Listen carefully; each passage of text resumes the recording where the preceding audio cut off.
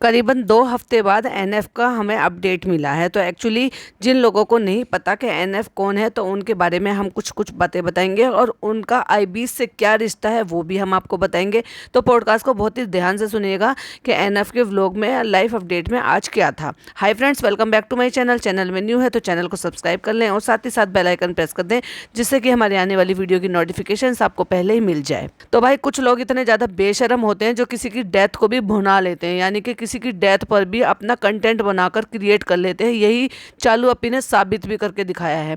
तो चलिए हम बताते हैं। एनएफ जो है उनका नाम है नेहा फैजी, यानी कि नेहा जो है वो वाइफ का नाम है और जो फैजी वो उनके हस्बैंड का नाम है। दोनों मियाँ बीवी हैं, लेकिन मुदाहा से बिलोंग करते हैं, लेकिन रहते कतर में हैं। वो दोनों ही आईटी डिपार्टमेंट से इंजीनियर हैं, दोनों ही वेल सेटेड हैं, अपनी जॉब पर हैं।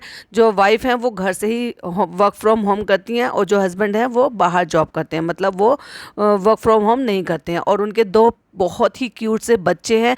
अच्छा भाई, ये तो हो गया उनका इंट्रोडक्शन। उन्होंने पहले मज़े मज़े में ऐसे ही जस्ट फन वे में वीडियोस कुछ बनाई थी इनके खिलाफ नहीं थी, वो जस्ट फन वे में थी। और भाई उसके बाद इन्होंने एक रिश्तेदारी होने के बावजूद भी इतनी शर्म लिहाज नहीं रखी कि फ़न वे में बनाई हुई वीडियोज़, एंटरटेनमेंट के लिए बनाई हुई वीडियोज़ के लिए उनको वहाँ पर लिटरली ताना मारा गया। उनकी बातों से पता चला, उनकी व्लॉग से पता चला कि जिस दिन चालू अपी का वलीमा था, उस दिन वलीमे वाले दिन एक दुल्हन को कहाँ इतनी बात करने का मौका मिलता। पर ये तो चालू अपी है। चालू अपी अपनी चालाकी ना दिखाए, अपनी चालूगिरी ना दिखाए तो उसको चालू अपी कौन कहेगा।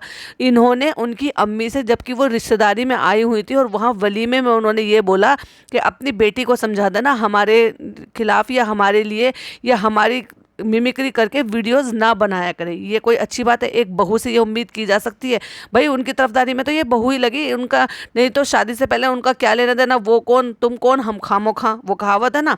तो शादी से पहले तो उनके लिए वही मतलब है, भले ही वो भी मोदाहा से हों और ये भी मोदाहा से हों। लेकिन जब वो शादी होकर चली गई है तो चलिए अब हम बताते हैं रिश्ता क्या है। रिश्ता ये है कि जो फ़नी है, यानी कि चालू अपी के जो घर जमाई हैं, जो अब घर जमाई बनकर बैठे हैं, उनकी जो बहन है जो सऊदी में रहती हैं, उनकी ननद है, यानी कि नेहा की जो मम्मी है वो उनकी ननद है, सगी ननद है। तो जैसे चालू अपी की अफरोज़ लगती है ना, वैसे ही चालू अपी की ननद की नेहा लगती है, यानी कि सगे मामू मामी हैं। चालू की ननद, समझ गए ना। तो चालू की ननद के जब ससुर एक्सपायर हुए थे तो वो कौन लगे? नेहा के नाना जी लगे। तो देखो भाई उनको इतना दुख, और वो क्योंकि वो अपने नाना के साथ अटैच थी, उनकी अम्मी बहुत ज़्यादा करीब थी उनके, तो वो आज भी शौक में है और अभी भी पूरी तरह से उसको जो है उभर नहीं पाए हैं। सो यही वजह थी कि बीच में वो बिल्कुल गायब थे। कुछ कुछ था, कुछ अंदाजे थे, अंदाजे लगाए जा सकते थे उनकी बातों से कि ये उनके रिलेशन में है। और लोगों के थ्रू जो सुनने को मिला था तो वो ये भी था कि फ़नी के ये रिश्तेदारी में लगते हैं, लेकिन इतने करीब का रिश्ता है ये किसी को भी नहीं पता था। अब धीरे धीरे जब बातें आने लगी, इनकी तरफ से धमकी भरी चीज़ें जाने लगी, रिश्तेदारी में बातें करवाने लगे, तो भाई कौन कुछ सुनेगा। पहली बात तो तुम सुनने के काम करते हो, तुम गलत काम करते हो, गलत चीज़ें दिखाते हो, और वो भी वहीं से ही उन्हीं लोगों की तरफ से जिन लोगों को 100% ये पता है कि तुम एक्चुअल में क्या हो, कैसे हो और कितना झूठ बोल रहे हो, और फिर भी तुम डंके की चोट पर झूठ बोल रहे हो। तो भाई कोई तो सामने आएगा ही ना ये बताने के लिए कि एक्चुअल में तुम कितना झूठ बोल रहे हो दुनिया को दिखाने के लिए। ऊपर से तुम धमकी दे रहे हो, तो धमकी तो भाई कोई किसी से डरने वाला आज की डेट में है नहीं। और फिर सुमड़ी में चले जाते हैं, और जब नेहा एक के बाद पत्ते खोलती हैं ना, तो सुमड़ी में चले जाते हैं। क्यों चले जाते हैं? क्योंकि उनको पता है कि ये जिस जड़ से बिलोंग करते हैं ना, वो भी उसी जड़ से बिलोंग करती हैं। यानी कि इनकी जो ननद है, चालू की जो ननद है, वो उनकी सगी मामी है, और मामी है तो डेफिनेटली उन्हें भी ये सारी चीज़ें नहीं पसंद है, क्योंकि वो शादी से पहले से ही खिलाफ थी। उनको पता है ना इनके घर खानदान के बारे में क्या है, पहले क्या है, पास्ट क्या है, आज क्या है।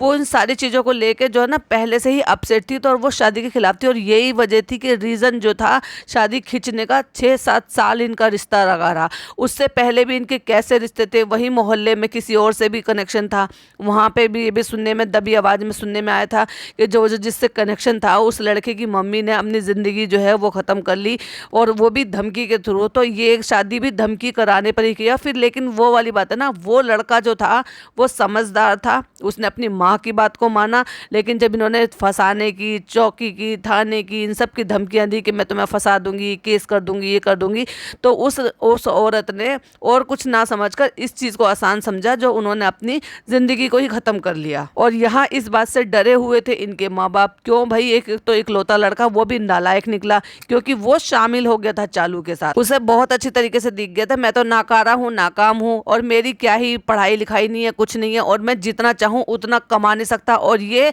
अपने भाई भाभी की वजह से स्टेबल हो गई है। तो जब भाई वो इस लायक हो गई है कि हम बड़े आराम से 40-45 लाख रुपए यूट्यूब से और उसके अलावा भी इंस्टाग्राम से जब कमा सकते हैं, तो ये तो बेवकूफ़ औरत है, इसको तो मिनटों सेकंडों में बेवकूफ़ बनाया जा सकता है। तो इसको भले ही क्यों ना उसको फंसा लिया जाए, और इसके साथ अगर मुझे माँ बाप को भी छोड़कर जाना पड़े तो भी चला जाऊँ। तो बहन के और बहनोई के खिलाफ जाकर भी ये शादी हुई है। ना चाहते हुए भी वो अपने माँ बाप की वजह से चुप लगा गई, क्योंकि माँ बाप चुप लगा गए। उनको क्या था, उनको ये था जब भी नकारा है, जब भी नकारा है, इससे तो चल जा भाई, ले जा, इससे तो कम से कम शिकायत के काम तो नहीं रहेंगे। और उन्होंने अपने दिल पर पत्थर रख लिया और भाई इस शादी के लिए राजी हो गए। और ये शादी के लिए इसीलिए राजी हुए क्योंकि वो वैसे भी कुछ नहीं करता था। तो जब उनको दिख रहा है कि हमारा बच्चा जब भी कुछ नहीं कर रहा, जब भी कुछ नहीं कर रहा, तो चल भाई इससे तो कम से कम तेरा घर बस जाएगा, और चला जा, तुझे जो जाना है। तो ये पहले से ही फिक्स था कि शादी करके इसको यहाँ मुदाहा में रहना नहीं था। लेकिन ये तो था कम से कम कि वो तुम्हारे रिश्ते को उन्होंने एक्सेप्ट कर लिया, मान लिया, चाहे भले ही मजबूरी में मान लिया, पर तुम्हें भी तो बहू वाले फर्ज निभाने थे।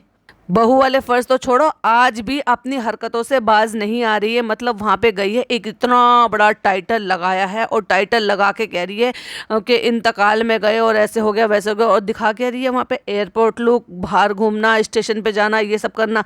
जैसे कि हमने पहले पॉडकास्ट में भी बोला था कि 3 दिन तक तो कम से कम ये तीजा मनाया जाता है। तीजा से पहले यानी कि 3 दिन से पहले तो तवा चढ़ता ही नहीं है। और ऐसे में घर वाले तो इतना रोने धोने में, इन सब चीज़ों में इतने मशगूल होते हैं कि उनको कहाँ इतनी फुर्सत रहती है कि कहाँ वो ये देख पाते हैं कि घर वालों को क्या खाना पीना, क्या कराना है, क्या नहीं कराना। गर्मी का टाइम है, तो क्या इसको वहाँ पे रुकना नहीं चाहिए था? क्या इसको वहाँ पे ये नहीं देखना चाहिए था कि मेरी ननद को किसी चीज़ की ज़रूरत होगी वहाँ पे? और देखो भाई, देखा जाए तो उनके पापा हैं, तो एक तरफ से ये भी देखा जाए तो एक रिश्तेदारी तो ये ऐसी हो गई है कि जो नेहा की मम्मी का यानी कि घर है वहाँ पर मुदाहा में ही है, वो भी नहीं कर सकते, क्योंकि उनके खुद के घर का ही मामला है। भाई उनके पापा की डेथ हुई है, तो डेफिनेटली वो भी एक ही घर माना गया है। तो इनको वहाँ पर रुक के ऐसे में मायके वाले काम आते हैं। तो खाना पीना ये सब कराना, खाना प्रोवाइड कराना, पानी का दिन भर में इंतज़ाम करना, पढ़ना पढ़ाना, बहुत सारी यासीन पढ़ाई जाती है, बहुत सारे कलमे पढ़ाए जाते हैं, उनके लिए कुरान खानी होती है। फिर तीजा होता है, तीजे के दिन जो है पहले दफ़ा वो फातिया लगाया जाता है, फिर उसके बाद जो है खाना पीना सब कराया जाता है। हर बृहस्पति को या हर डे जो ना 1 महीने तक, हमारे यहाँ तो ऐसे होता है कि 40 दिन तक ना कुरान खानी कराई जाती है, डेली की डेली।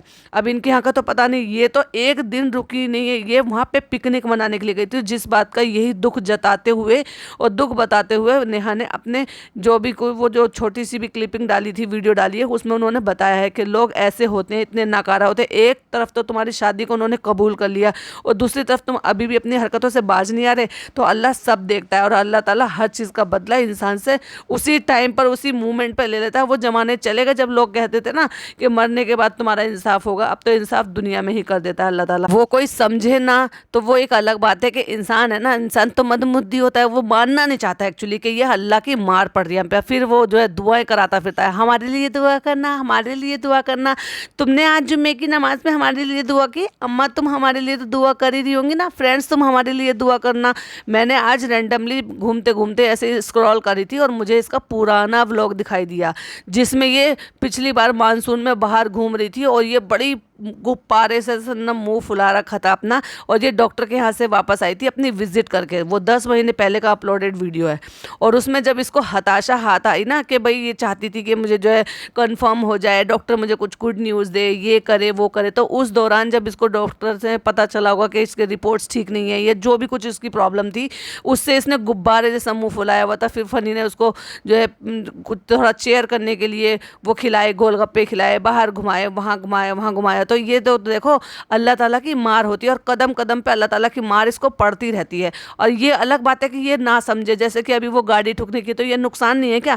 तो कहते हैं ना कहीं का कहीं अल्लाह ताला वो निकाल लेता। मानो या मत मानो, लोगों का दिल दुखाओगे तो अल्लाह ताला की मार से बच नहीं पाओगे। तो मुझे तो सच में सुन के बहुत ही बुरा लगा, क्योंकि अब तक तो ये कंफर्म मतलब 100% मैं श्योर नहीं थी कि क्या कनेक्शन है। ये तो पता था कि कुछ कनेक्शन है फनी की तरफ से, लेकिन इतना करीब का कनेक्शन है ये नहीं पता। तो डेफिनेटली उनको तो भाई बुरा लगेगा ही। उनके नाना थे सगे, उनके नाना के नाम, मौत के नाम से तुम कमा रहे हो, तुम वहाँ जा रहे हो, क्या करके दिखा रहे हो, रिश्तेदारी नहीं निभा रहे हो प्रॉपर तरीके से, तो लानत है तुम पे तो भाई, उस पे तो ऐसा पैसा कमाने पे और ऐसे लाइफस्टाइल जीने पर अल्लाह की लाठी में आवाज़ नहीं है। तो चालू पे डरो, तुम्हारा डाउनफॉल तो वैसे ही शुरू हो गया है। आगे आने वाले वक्त में अल्लाह तुम्हें अल्लाह की मार से बचाए, हम तो बस यही दुआ करेंगे। तो ये एक छोटी सी जो इन्फॉर्मेशन थी आपके साथ शेयर करनी थी, क्योंकि मैंने एनएफ का वो वीडियो देखा और मुझे सचमुच में बहुत बुरा लगा जब पता चला था। वो अभी तक भी दुख से बाहर नहीं आए हैं। डेफिनेटली अल्लाह ताला उनके दुख को थोड़ा कम करे और उनके नाना को जन्नतुल फिरदौस में आला मकाम जो है वो हासिल फरमाए और उनकी बख्शिश हासिल फरमाए। अल्लाह उनके सारे गुनाह माफ़ करके उनको जन्नतुल फिरदौस में आला मकाम हासिल फरमाए। आप सबसे भी दुआओं की दरख्वास्त है, तो प्लीज़ उनके लिए 2 मिनट का टाइम निकाल के दुआ ज़रूर कीजिएगा, कलमा ज़रूर पढ़िएगा, फातिहा ज़रूर पढ़िएगा उनके लिए। तो चलिए भाई, इसी के साथ वीडियो एंड करती हूँ। वीडियो पसंद आए तो लाइक शेयर कीजिएगा, चैनल पर पहली बार आए तो सब्सक्राइब कीजिएगा। मिलती हूँ एक और वीडियो में। टिल देन बाय बाय, अल्लाह हाफिज़, टेक केयर।